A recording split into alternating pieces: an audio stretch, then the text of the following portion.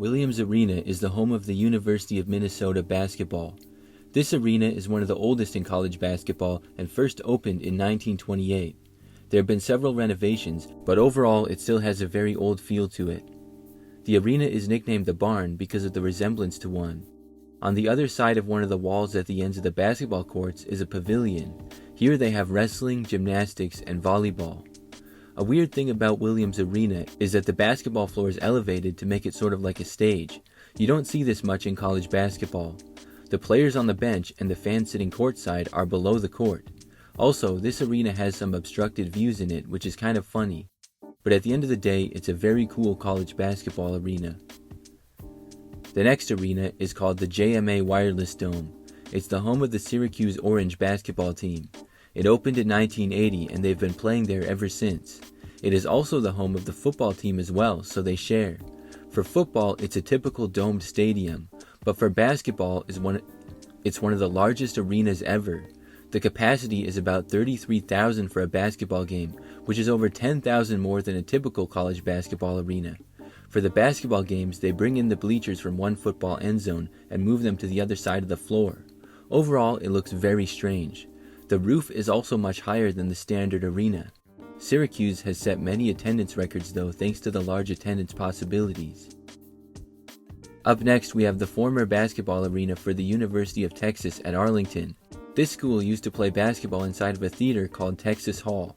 They played there for many years, from the time it opened in 1965 up until 2012.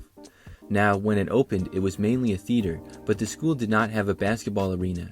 The size of the stage was large enough to fit a basketball court on it though, so they decided to play there. And it kind of makes sense. You already have tons of seats in there, so why not? Well, it looks very strange to say the least. I mean, this right here just looks fake, or like a movie or something. But there's a real Division I basketball game going on the stage. One part that's weird is how the lighting in the theater seats still makes it feel like you're at a movie or a play. The stage also curves at the end and comes pretty close to the floor, which seems dangerous. And some of the seats are actually on the stage on the other side of the floor. The arena worked for many years, but that's not to say that the players liked it. In fact, the coaches didn't like to show recruits where they played because some players would see it and then not want to go to the school. So in 2012, they finally got their own arena for basketball. Texas Hall is now just a theater and no longer a basketball arena. The University of Louisiana Monroe plays basketball at Fant Ewing Coliseum, which opened in 1971. The basketball arena is very strange for the roundness as well as the large amount of floor space. Most arenas you see the seats and stands going like right up to courtside. Here, however, notice just how much open space there is. It just seems wrong. This is obviously because of a very round design. The seats go around the floor in a circle. It makes for better angles for the fans, but it does not allow the fans to get as close to the action as they could be. The positive side to this is that it's very unique, and they can also host other types of events there such as concerts. Assembly Hall is where Indiana University plays basketball. The arena opened in 1971 and has a capacity of 17,000. And as you can see, it's very interesting in many different ways. The arena was designed to not have bad seats, meaning the end zone seats and corner seats. So because of this, there's far more seats on the sides of the basketball court than on the ends, and they all kind of curve a little to angle towards the floor. And these seats also look like they go straight up one on top of each other because of the design. The seats that are on the ends, though, are pretty close to the action. Assembly Hall is known as being one of the loudest arenas to play in, and you can see why. Vanderbilt plays at Memorial Gymnasium, which first opened in 1952. The original capacity was just over 6,500. Several renovations were done over the years, and the current capacity is up over 14,000. This arena is unique for many reasons. First of all, it has elevated floors which are higher up from the seats. Because of this, the scoring table and fans sitting courtside are not on the floor, and that created an unusually large amount of out-of-bounds space for the floor.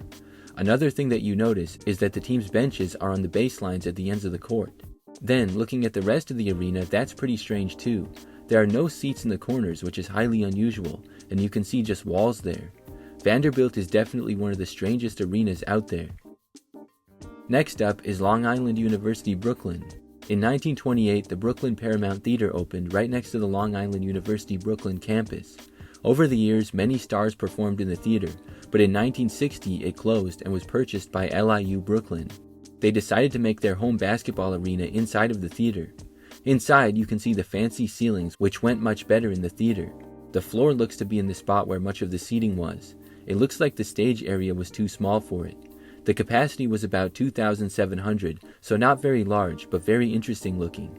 LIU played there until 2005, then they moved into their current home, Steinberg Wellness Center. Today, it's back to being a theater again. Long Beach State University in Long Beach, California plays basketball at the Walter Pyramid. This is a pyramid-shaped arena that first opened in 1994. It's very unique to have a pyramid-shaped stadium, and theirs is a nice blue color as well. Inside it looks like there's a lot of open space, and the seating doesn't take up as much space as I would have thought. The concourse area seems a bit large though, which is nice. Some of the seating can be moved around, and there's space for more practicing. The capacity is 4,200, and the arena is a very interesting place to see a game. Purdue plays basketball at Mackey Arena in West Lafayette, Indiana. It opened in 1967 and has a capacity of 14,876. There have been many renovations done over the years, but it still has an old feel to it. As you can see, the arena has a pretty round design, but unlike some of the other arenas with a round design, the seats feel very close to the action here. The arena is one of the loudest in college basketball because of this, and also because of the aluminum roof. Purdue usually gets good crowds there and is consistently one of the better college basketball teams. Finally, we have Jadwin Gymnasium. This is the home arena of Princeton basketball in the Ivy League. This also happens to be used for fencing, tennis, squash, and track and field. Because of this, you can see the open space around the seats. Overall, the arena looks very strange, from the outside and the inside.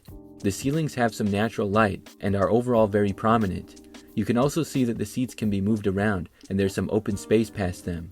This is what it looks like for track and field, so you can see why it has some interesting looks for a basketball game, because track needs a lot more space.